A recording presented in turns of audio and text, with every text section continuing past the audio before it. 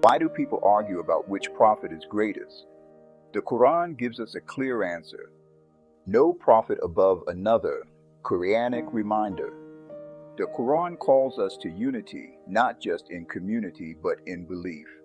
In Quran 2:285, the Prophet Muhammad and the believers proclaim, "We make no distinction between any of his messengers." This verse isn't just about respect, it's about protecting us from division.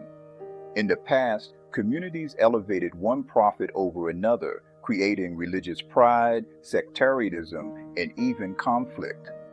The Quran warns us against repeating that mistake. So here's the question. If Prophet Muhammad promised to make no distinction between messengers, why would he instruct his followers to elevate him above the rest simply because he was the last? In Quran 3:144, God says, "Muhammad is no more than a messenger. Other messengers have passed on before him." During his lifetime, it was crucial to emphasize that Muhammad was a human servant of God, not divine. This was a direct correction of how Jesus was raised to divine status. The Quran restored pure monotheism, reminding us that all prophets were servants of the one God, not to be worshipped or placed on pedestals above one another. But today, many still fall into the trap of ranking prophets.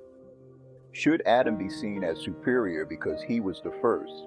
Should Abraham be exalted for being the father of nations? Should Moses be praised above others for speaking directly to God? Should Jesus be considered greater because of his miraculous birth? Should Muhammad be the highest because he was the last? The Quran says no. All prophets form a brotherhood, united in one mission, to guide humanity towards submission to God alone. When we elevate one prophet over others, we risk returning to the same divisions the Quran came to correct. We shift our focus from God's message to personalities, from divine truth to cultural pride.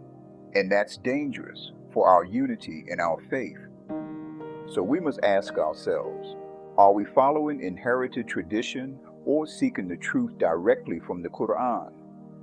As the Quran commands, let's honor all prophets equally and remain focused on what matters most, worshiping God alone and submitting to His will.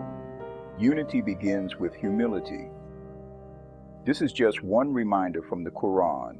In my upcoming series, we'll explore more on how faith, culture, and history shape our unity. Stay tuned. Quran 4:152. To those who believe in God and His messengers and make no distinction between any of the messengers, we shall soon give their due rewards.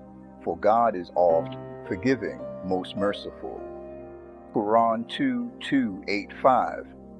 The messenger Muhammad believed in what hath been revealed to him from his Lord, as do the men of faith. Each of them believes in God, His angels, His books, and His messengers.